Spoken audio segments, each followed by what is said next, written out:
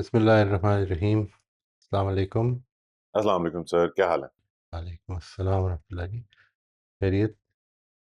अल्हम्दुलिल्लाह। अल्हम्दुलिल्लाह। आज ये ख्याल था कि we would go move forward अपने इस एस्पेक्ट में कि हम किस तरह से इसको ज़्यादा याद रखें, लेकिन पिछले सेशन में जो फीडबैक मिला वो मेरे लिए ख़ुद एक आई ओपनर इस लिहाज से था कि जो बाज़ दोस्तों ने अपने शेयर किए थे एक्सपीरियंसेस, उससे मुझे लगा कि इसमें कुछ कन्फ्यूजन्स भी हैं। और फिर डॉक्टर अंबर की तरफ से एक बड़ा इम्पोर्टेंट कमेंट आया था कि ये इसको जारी रखना, मतलब रेगुलर प्रैक्टिस बनाना, तो ऑलमोस्ट इट इज़ इम्पॉसिबल।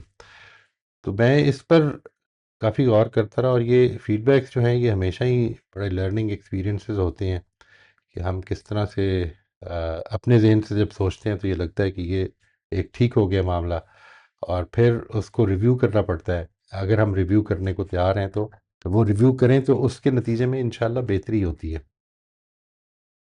तो मैंने इसको दोबारा से देखा और फिर इसको कोशिश की कि इसको रिवाइज करके तो थोड़ा सा ज़्यादा प्रिसाइज किया जाए। कुछ तो कन्फ्यूजन्स थी जी, यानी जब लोगों ने अपने एक्सपीरियंसेस शेयर किए तो ऐसा महसूस हुआ कि कुछ चीज़ों को वो they just passed by them, उनको नोटिस नहीं किया। शायद वो भी हमारे जर्नल में they were a little under mind undermined, क्योंकि अगर वो ज़्यादा थोड़ी सी हाईलाइटेड होती तो उसको नोटिस करने पे मजबूर होते हम। मैंने इसको सामने रखते हुए कुछ ऑल्ट्रेशंस उसमें की हैं, और वो मैं आपके साथ शेयर कर रहा हूँ आज। और कोशिश करूँगा कि उनको थोड़ा सा एक्सप्लेन भी कर दूँ।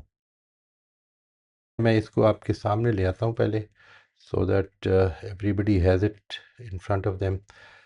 ये मैं ऑल्ट्रेशंस के नाम से ही इसको कर रहा हूँ जी, सो दैट ये रिकॉर्ड पे रहे कि ये सेकंड ये वाला था। जो इसमें मैंने समझा है कि इसको हाईलाइट होना चाहिए, वो चीज़ें मैं आपके सामने ला रहा हूँ जी। एक तो ये कि इसमें पॉज़ बहुत इम्पोर्टेंट है। It's absolutely the the breaking point actually. अगर ये नहीं है तो फिर असल में कुछ और हो नहीं सकता। तो आपको अक्सर औक़ात ज़िंदगी में ये मसला भी पेश आएगा कि रेट्रोस्पेक्टिवली आप ये सोचेंगे कि पॉज़ नहीं लिया था, तो ख़ुद उस पर जर्नल भी करना पड़ेगा, और वो उसमें चूँकि हम बात कवर कर चुके हैं कि क्यों क्यों नहीं हुआ, क्या वजह हुई, इसलिए मैं उसको नहीं ले रहा हूँ। लेकिन इसमें जो है ना अवेयरनेस का part, I think that is the most crucial. एक तो ये कि इसमें आप सबसे पहले ये अवेयरनेस में ये देखेंगे, इस पॉज़ में, अवेयरनेस के सेक्शन में, कि what feelings do I see in the other person's actions.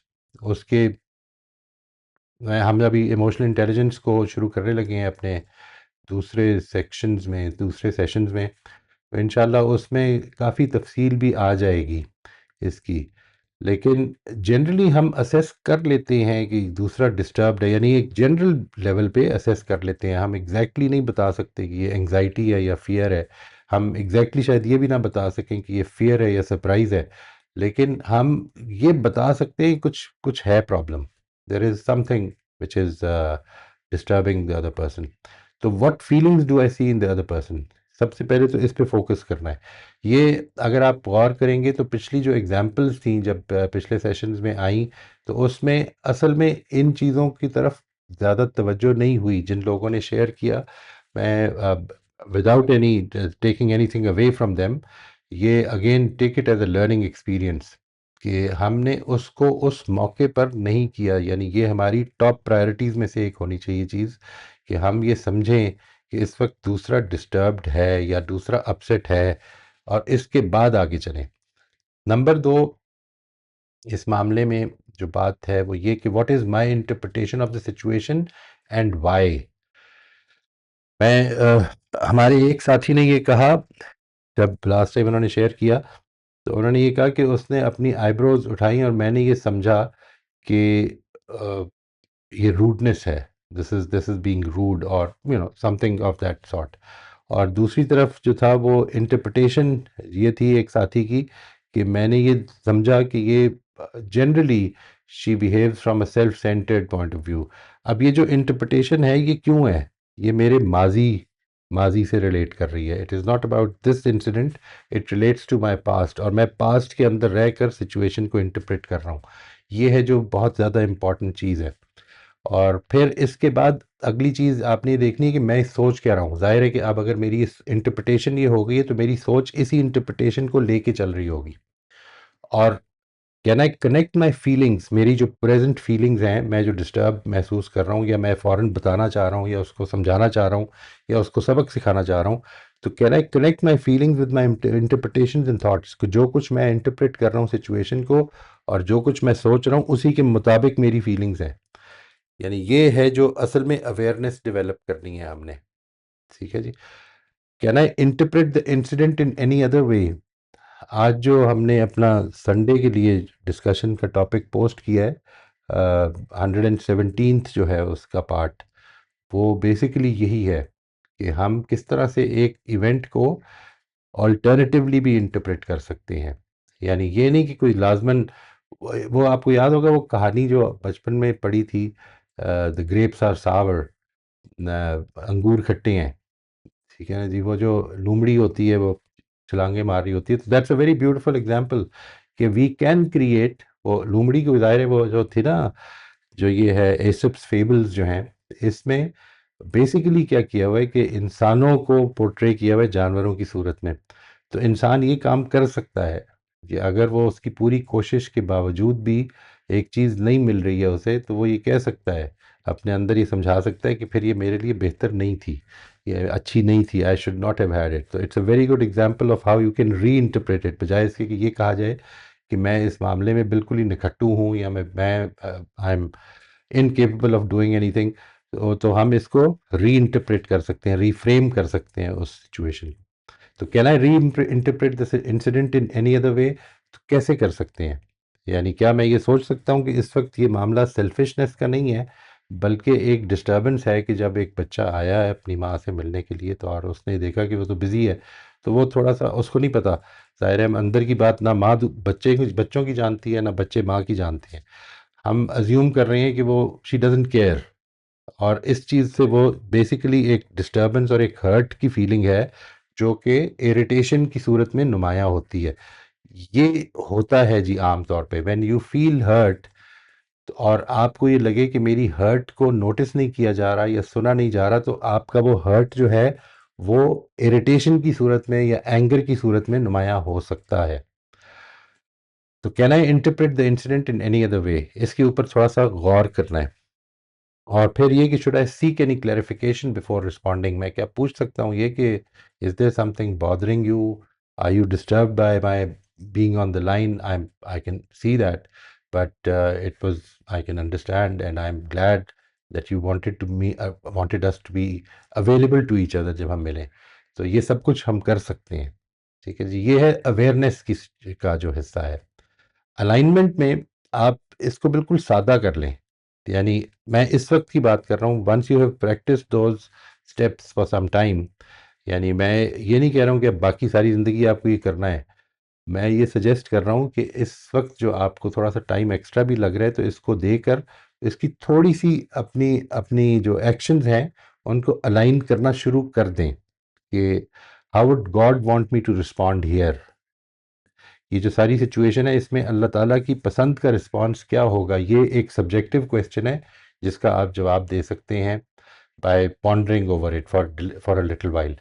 And what can be my guiding principle here. वो जो प्रिंसिपल हमने देखे थे उसमें से कौन सा प्रिंसिपल इस वक्त अप्लाई होता है? कंपैशन है, टीचिंग अ लेसन है, प्रोसेस ओरिएंटेशन है, हार्ड वर्क है? What is it that you think should be applied over here? And finally, how can I validate others feelings while giving an appropriate response. मुझे ये भी ख्याल रहे कि मैंने जो रिस्पॉन्स देना है उसके अंदर दूसरों की फीलिंग वैलिडेट, दूसरे की या दूसरों की फीलिंग वैलिडेट होनी चाहिए। I can understand, I mean I know that you feel that I should have been available to you at this time, but unfortunately ये सिचुएशन थी। आप जैसे ही फीलिंग को वैलिडेट कर देते हैं तो दूसरे की जो फीलिंग है वो थोड़ी सी न्यूट्रलाइज हो जाती है, उसकी इंटेंसिटी खास तौर पे कम हो जाती है। अलाइनमेंट के बाद अगली चीज थी जी action. Is it difficult to carry out my aligned action? जब आपने फैसला कर लिया तो अब सिर्फ ये एक सवाल आपने करना है अपने आप से कि अगर मैंने जो फैसला किया है कि अल्लाह ताला की पसंद अपने प्रिंसिपल्स के मुताबिक जो इक़दाम है वो ये है, तो कर किया क्यों नहीं मैंने? अगर करने में मुश्किल है तो क्या मुश्किल है, इसको आपने डिटर्मिन करने की कोशिश करनी है that I was, and be very clear about it. आमतौर पर ये जो डिटर्मिनेशन होगी ये इस तरफ लेके जाएगी आपको कि अगर मैं ऐसा करता तो ये हो जाता, ये आपकी कोई वरीज होंगी। ठीक है जी। तो जब आप उसको डिटर्मिन कर लेते हैं then we can actually diagnose and correct those worries. परेशानी से हम अपने आप को निकाल सकते हैं इसके बाद। लेकिन अगर डायग्नोज नहीं किया तो फिर असल में हम कई दफ़ा हार ही मान लेते हैं। और रेट्रोस्पेक्टिवली ये आपने दो सवालात पूछने हैं कि how can I further improve my principle centred actions for god, number one. And number two ये कि am I satisfied with how I internalize these moments. ये जो मोमेंट्स थे ये अब हमेशा के लिए मैं चेंज नहीं कर सकता इनको, ये हो गया जो होना था, अब ये हमेशा के लिए रिकॉर्ड में आ गए हैं। तो क्या मैं सेटिस्फाइड हूँ ये ठीक आए हैं?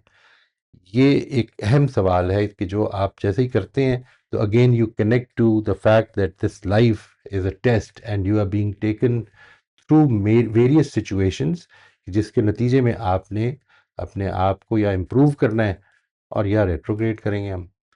तो ये मैंने इसको बिल्कुल ब्रीफली कर दिया। इसके बारे में सिर्फ एक चीज़ जो मैं आपको क्लियर करना चाहता हूँ मज़ीद, वो ये है कि जो हमारा ये पूरे का पूरा है जर्नल, ये आपने कोई ऐसा नहीं कि बाकी सारी ज़िंदगी करते रहना है। इसको जैसे ही आप ये इसको इसको कहते हैं कि ये बेसिकली अवेयरनेस की स्टेज से आगे अब आप इंटीग्रेशन की स्टेज की तरफ जा रहे हैं। यानी आपको अब पता चल गया है, आई एम सॉरी, इंटीग्रेशन की स्टेज से आप आगे इंटरनलाइजेशन की स्टेज पे जा रहे हैं। आपको एक एक टाइम था कि जिस वक़्त मुझे इस चीज़ का एहसास नहीं था।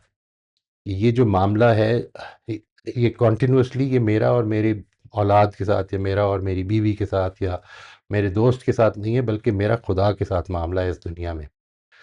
इसकी अवेयरनेस ही नहीं थी। ये एक स्टेज होती है। इसके बाद ये अवेयरनेस डेवलप होती है, और अगर वो डेवलप हो जाए तो फिर वो अवेयरनेस तो होती है लेकिन एक्शन में चेंज नहीं आ रही होती। ये एक दूसरी स्टेज है। इन स्टेजेस को हम बड़ी तफसील से लेंगे इंशाल्लाह आगे। और एक तीसरी स्टेज वो होती है जिधर मैं अब कोशिश करके अपने आप को उस अवेयरनेस के मुताबिक अमल करवा रहा होता हूँ। और चौथी स्टेज ये होती है कि वो जिस तरह से पहले मैं अमल कर रहा था बगैर अवेयरनेस के, अब मैं बहुत ज़्यादा कॉन्शियस होने की ज़रूरत नहीं है। Now the right action comes almost automatically. तो ये जो चार स्टेजेस हैं इनके अंदर से ये आखिरी स्टेज है। इसको कहते हैं इंटीग्रेशन से आप इंटरनलाइजेशन की तरफ मूव कर रहे हैं। यानी now you are aware that this is what it is and I should be doing this. और अब मेरे से गलतियां हो रही हैं और उन गलतियों से मैं सीख रहा हूँ। ये जो काम है, अगर इस स्टेज पे मैं थोड़ा सा टाइम देकर इसको करने लग पड़ूँ तो आइंदा मुझे इतना टाइम देना नहीं पड़ेगा। ऐसा नहीं कि ये मुझे बाकी सारी ज़िंदगी देना पड़ेगा, बल्कि वंस इट इज़ इंटरनलाइज्ड तो बहुत सारे एक्शंस आपके जो हैं वो ऑटोमेटिकली इन लाइन आ जाएंगे। बहुत सारी गलतियां हो जाएंगी, जिधर गलतियां होंगी उधर हम फिर से इसको लेंगे, इसका शॉर्टर वर्जन ले लें एंड वर्क ऑन इट। तो ये मैंने कोशिश की है कि इसको थोड़ा सा ज़्यादा मैनेजेबल बना लिया जाए इस जर्नलिंग को, ताकि आपके लिए वो आसान हो जाए, बहुत ज़्यादा टाइम ना लगे। I hope that this will help इंशाल्लाह। मैं अपनी बात आज के लिए इधर ही रोक लेता हूँ जी। If you have any questions we'll start with them now.